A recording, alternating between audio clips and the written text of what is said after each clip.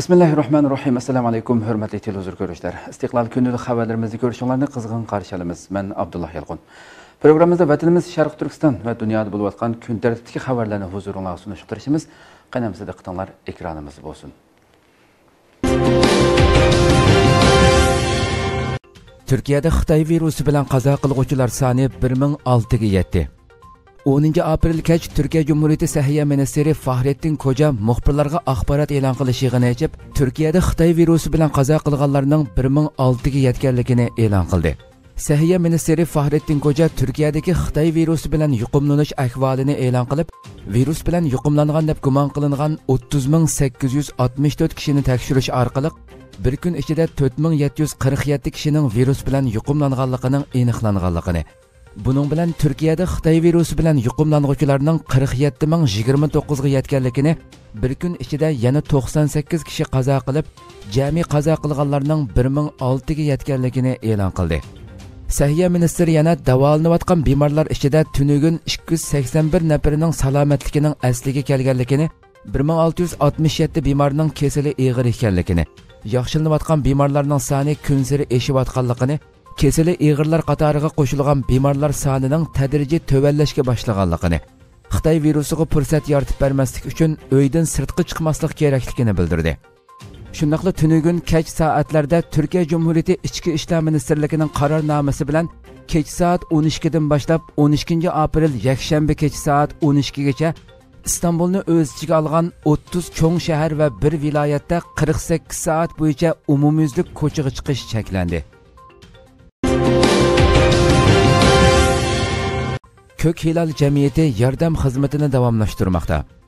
9 aprel Kök Hilal insoniy yordam jamiyatidagi fidoilar Xitoy virusi sababli qiyinchilikda qolgan Uyg'urlarga yemaklik va naqd pul tarqatdi. Kök Hilal insoniy yordam jamiyati qurilgandan beri Sharq Turkiston xalqini asos qilgan holda yordam xizmatini davomlashtirib kelmoqda. Bo'libmi Turkiyada Xitoy virusi paydo bo'lgandan boshlab yordam xizmatini texmo aktiv davomlashtirmoqda. Erleri Xitoy turmalarida yetayotgan yoki Xitoyning pasportlarini musodara qilishi sababli erleri Sharq Turkistonda qolgan bolaliq ayollarning soni ko'p bo'lib, yaqinda ularga yana Xitoy virusi sababli ish o'rni taqilib, ishga bora olmagan oilalar qo'shildi. Kök Hilal insoniy yordam jamiyatidagi fidoilar xalqimizning ehtiyojini qamdash uchun maxsus fidoi tashkillab ijtimoiy yordam xizmatini davomlashtirib kelmoqda. 9 aprel ziyoratimizni qabul qilgan Kök Hilal insoniy yordam jamiyati raisi Abdurahim Aziz o'g'li Xitoy virusi Turkiyada paydo bo'lgandan beri jamiyat qanday xizmatlarni qilyotidi, saxovatchilardan kelayotgan yordam masalasi qanday bo'lyotidi degan savolimizga javob berib, bunularni bildirdi. 2020 yılı 4. ayının birinde 200 bin lira yardım kılgan oldu Mavi Hilal İnsani Yardım Cemiyeti'ne.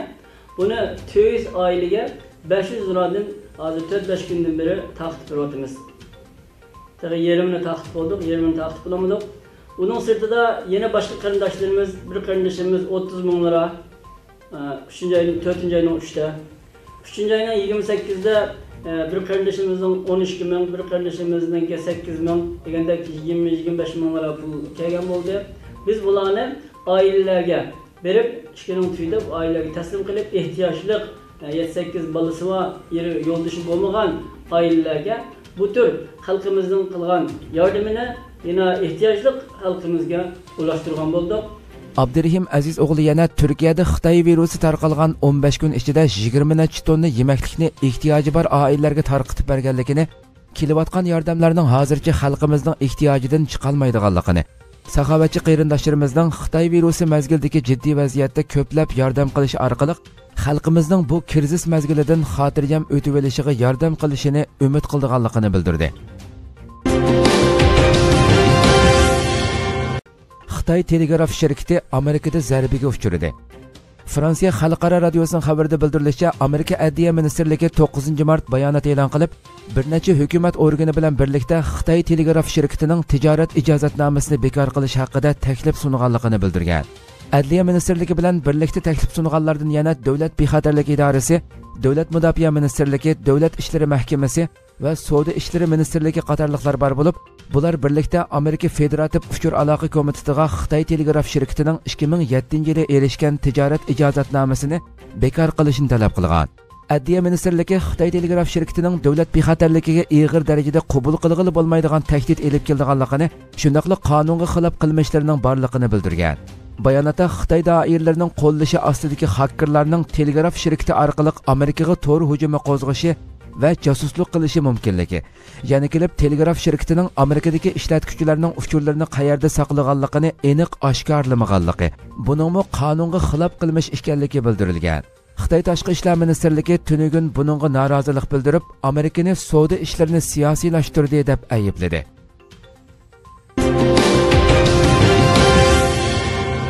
Qirg'izistondagi Uyg'urlar keng ko'lamlik insoniy yordam tarqatdi. Qirg'izistondagi Amanisaxon Uyg'ur ayollar fondining raisi Xalcham Mirrahimova xonimdan egallagan uchurlarimizga ko'ra, 7 aprel Qirg'izistondagi dangliq Uyg'ur tijoratchilaridan Madina bozorining direktori Tursuntay Salimov Ramazon yetib kelish oldida har yilqidek Bishkek shahri va atrofdagi yezilardagi qiyinchiligi bor Uyg'ur, Qirg'iz, Tatar qatorliq millatlarga 7 tonnadan ko'proq un, yog', guruch, go'sht qatorliq insoniy yordam tarqatgan.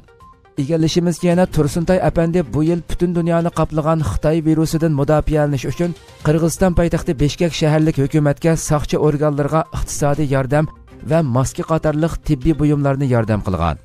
Shundaqla o'tgan oy 24 mart kuni yana Qirg'izistondagi yosh tijoratchilardan Anvar Abbosov boshchiligidagi Ilshot fondimi Qirg'izistondagi nurg'un xalqqa har yilqidek insoniy yordam faoliyatlarini boshlab ketgan bo'lib, har ikki o'rinning yordam faoliyatlari Ramazon ichida davom qildi ekan. Ilshot fondi yana har qaysi kasblarda o'qiyotgan o'quvchilarga muntazam o'qish mukofoti tarqatib kelmoqda.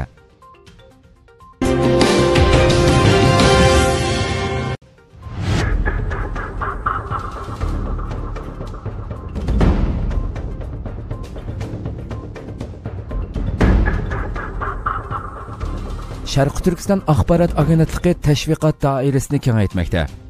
Sharq Turkiston axborot agentligi islomiy qimmat qarashini asos qilgan Sharq Turkiston xalqining milliy manfaatini chiqish qilish orqali uning xalqarodagi Xitoyga qarshi ovozi bo'lishini nishon qilgan tashviqot organidir. Hozirga qadar Xitoyning Sharq Turkiston zaminini o'zining qilib olishdan iborat razil maqsadini ishga oshirish uchun yurgizayotgan ta'tir tashviqotlariga qarshi Uyg'urcha, Arabcha, Turkcha 3 tilda tashviqot xizmatini davomlashtirib kelmoqda. Agentligimiz 2 yil ilgari Arabcha elektronlik jurnal tarqatib, Xitoyning Sharq Turkistonda yurgizayotgan islom dini va musulmonlarga qarshi siyosatlarini va Sharq Turkiston xalqining ovozini arab islom allariga tarqatib kelgan bo'lib, jurnal hozir 27-soniga keldi. Jurnal arab dunyosiga Sharq Turkiston vaziyatini tunishtirishda muhim rol o'ynamoqda. Sharq Turkiston axborot agentligi yaqinda yana Xitoyning xalqaroda tarqatayotgan ta'tir tashviqotlariga qarshi tashviqot doirasini kengaytib, turkcha elektronlik jurnal tarqatishni boshladi. Axborot agentligimiz YouTube kanalida Istiqlol TV nomida Uyg'urcha kundalik xabar, Turkiston Paras, Turkiston TV nomida turkcha kundalik xabar, Uyg'urcha yozma xabarlarni Istiqlol xabarlari to'g'rida, turkcha yozma xabarlarni Turkiston Press to'g'rida, Arabcha yozma xabarlarni Turkiston Times to'g'rida muntazam shaklda tarqatmoqda. Undan boshqa yana Partlagan sukut, Uchiq suhbat, Islom va biz, siyosiy mulohiza, da'vo va biz, avangardlar, da'vat qatorliq programmalarni sifatli qilib tarqatish bilan birga Facebook, Twitter, Instagram, Telegram qatorliq ijtimoiy uchur vositalari orqali xizmat qilmoqda. Axborot agentligimizning Arabcha Facebook sahifasining agashkuchilari uzluksiz ko'payib, mazmunlarning ko'rilish qitim soni har oyda 1 million qitimdan oshmoqda. Biz Sharq Turkiston axborot agentligi Xitoyga qarshi tashviqot organi bo'lish sifatimiz bilan xalqimizning moddiy va ma'naviy jihatdan qo'llashini umid qilamiz. Nuzugum jamiyati yetimlar xizmatini yaxshi davomlashtirmoqda. Sharq Turkiston Nuzugum kultur va oila jamiyati Xitoy virusi sababli sirtqa chiqolmagan yetim bolalarga o'yinchoq tarqatib berdi. İstanbulda faoliyat qilayotgan Sharq Turkiston Nuzugum kultur va oila jamiyati Xitoy virusi yuqumi mazgilida Turkiya hukumatining uyda hayotlik bor chaqiriqiga asosan sirtqa chiqolmay oilalarda siqilish ichida qolgan yetimlarga ko'ngil bo'lishni unutmadi. Nuzugum jamiyati maxsus fidoi tashkillab 7 aprel İstanbulning Zaytinburnu rayonida o'ltirishliq yetim bolalarga, 8 aprel yana Safako'dagi yetim bolalarga har xil o'yinchoq va maybo'yoq qalamlarni bolalarning oilasiga yetkazib berdi. Sharq Turkiston Nuzugum kultur va oila jamiyati qurilib ish boshlagandan beri İstanbulning Zaytinburnu, Safako'y rayonlarida turishliq yetim bolalarga kepil bo'lib, ularning ta'lim-tarbiya ishlarini tashkillagandan sirt har oyda qarallik, naqd pul va har xil yemaklik tarqitib kelmoqda. G'uljining eng cho'ng boylaridan Imom Ro'zi va uning o'g'illarining izderiki yo'q. Xitoyning Sharq Turkistonda puldor savdogarlar bo'libmi jamoat ichida belgilik ta'siriga ega saxovatchi Uyg'ur tijoratchilariga qaratgan har turli ziyonkashliklari kunsiri kuchaymoqda va nurg'un tijoratchi Uyg'urlar ko'plab tutqun qilinib, turli yo'qilang tuhmatlar bilan jazo lagerlari va turmalarda qamoqqa kesilgandan boshqa, ularning mol-mulklari to'nglatilib yoki musodara qilinib, iqtisodiy jihatdan vayron qilinmoqda. Tövendeki xabarimizni eng dastlabda o'tgan yili 9-oyning 3-kuni birinchi qitim bergan edik. Va mazkur xabarimizda G'uljining eng cho'ng tijoratchilaridan biri bo'lgan Imom Ro'zi 76 yosh va uning ikki o'g'li Toshmamat Imom 46 yosh, Yormamat Imom 44 yosh va uning nurg'un urug' tuqqanlarining Xitoy tarafidan 2018-yili 2-oydan 8-oygacha bo'lgan oraliqlarda tutqun qilinganligini xabar qilgan edik. O'z vaqtida ularning chet eldagi urug' tuqqanlari mazkur dada bolalarning G'uljining bo'z turmasida tutib turilayotganligini va 8-oyning 23-kuni ularga atalmish yepiq sud ochilganligi va hukmning 10-oyda e'lon qilinganligining bildirilganligini xabar qilgan edi. Xabarimiz har qaysi tillarda e'lon qilingandan keyin Xitoy doiralarining o'tgan yili 10-oyda e'lon qilmoqchi bo'lgan hukmni kechiktirganligi haqida xabar topshirib olgan edik. Shundaqla keyin 11-oyning oxiri mazkur oila yana Xitoyning ularga yangidan sud ochmoqchi bo'lganligi haqida xabar topshirib olganligini bildirgan edi. Shundaqla o'tgan yili 12-oyning 7-kuni Imom Ro'zi oilasining hozir Germaniyada yashayotgan qizi Imxonam Ro'zi qonilimizga kelib, Partlagan sükut programmamızda dadisi ve inilari hakkında guvohlik bergan edi ve o'zining ailesi üçün barliq yo'llarini mangdiganligini bildirgan edi. Imom xonimning navbatda bizga bildirishicha, u vatandan uchur elib kelayotgan manba navbatda uning ailesi hakkında hech qanday uchurga erisholmayotgan bo'lib, yangi kelgan bu uchur uni dadisi ve inilari hakkında qattiq tashvishga solgan. Shundaqla vatanda tunilgan ta'sirga ega bir oilani bundaqla yo'q qilib etilmaydiganligini, Xitoy doiralarining oilasi haqida hech qanday uchur berishga yanaşmay turib olganligini, Xitoyning bu yo'lsizligiga qarshi kurash qilishni davomlashtiradiganligini bildirdi.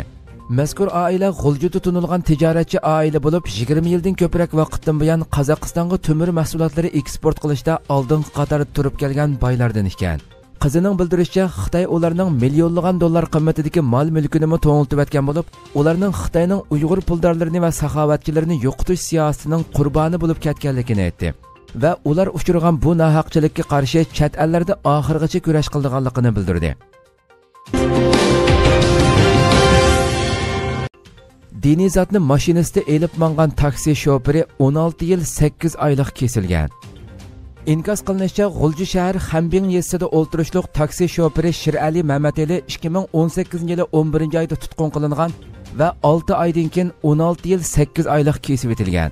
Erkin Asiya radiosining muxbirining aniqlashlari davomida bu yil 28 yoshga kirgan Shirali Mamatelining ma'lum bir atalmish qonunsiz diniy zotni mashinasida elib manganligi va o'zimi bu zotdan diniy ta'lim olganligi uchun 16 yillik kesilganligi va uning navbatda Shixu turmasida jazo muddatini o'tayotganligi oydinlashdi. G'ulji vaziyatidan xabardor kishilardan birining oshkorlashicha, G'ulji shahrining Xambing yesida taksichilik bilan tirikchilik qilayotgan Shirali Mamateli 2018-yili 11-oyda G'ulji shahri ichida taksi haydayotgan mezgilda soqchilar tomonidan tutib ketilgan. Aile a'zolari uning qaysi qamoqxonada yoki tarbiyalash markazida ekanligini surishti qilayotgan mezgilda Aholilar komiteti xodimlaridan uning 16 yil 8 oylik kesilganligi haqida ig'zoki uqtirish topshirib olgan.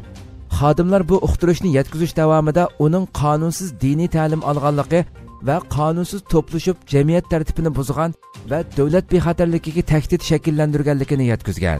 Erkin Asiya radiosining telefonini qabul qilgan Xambing soqchixona xodimi o'z tavalligida 16 yil 8 oylik kesib etilgan Shirali Mamateli ismli bir kishi borligini inkor qilmagan. Xambing yesidagi aholilardan biri kanit kadrlaridan anglaganlarga asosan bayon qilishicha, Shirali Mamateli doirlar qonunsiz diniy zot deb tutqun qilgan bir diniy zotni ilgari bir qatim taksisida elib manganligi uchun tutib tekshirilgan va tekshirish jarayonida uning 5 yil avval bir qatim tablig'iga qatnashganligi ma'lum bo'lgan. Doirlar yuqorqi har ikki ishni davlat bexatarligiga tahdid shakllantirish deb qaragan.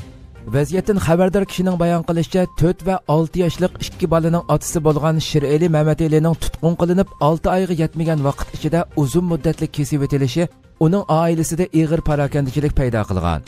Ma'lum bo'lishicha, Shirali ustidan maxfiy bo'lsa-mu bir sotning ochilgan-ochilmaganligidan xabar bo'lmagan mazkur oila ta hozirgacha Shirali Mamatalining qaysi turma yoki jazo lagerida jazo muddatini o'tayotganligidan mo xabar topolmagan. Radioning telefonini qabul qilgan G'uljidagi ma'lum bir adliya arxiv idorasi xodimi Shirali Mamatalining 16 yil 8 oylik kesilganligini dalillash bilan birlikda uning navbatda Shixo turmasida jazo muddatini o'tayotganligini oshkorlagan. İnkaz qilinishicha, Shirali Mamatalining 49 yoshlik onasi Aygul Turaxonmo o'tgan yili 10 yillik kesilgan. Dadisi Mamatali Abdurashid lagerda 1 yil 4 oy yotgandan keyin bu yilning 5-ida qo'yib berilgan. Hurmatli televizor ko'ruvchilar, shuna qilib bugungi xabarimiz mushada oxirlashdi. Inshaalloh atigi xabarimizni ko'rishguncha sizlarni Janobi Allohga topshiramiz. Shundaqla program oxirida ekran orqasidagi barcha xizmatdoshlarimga ko'pdan ko'p rahmat aytaman. Assalomu alaykum va rahmatulloh.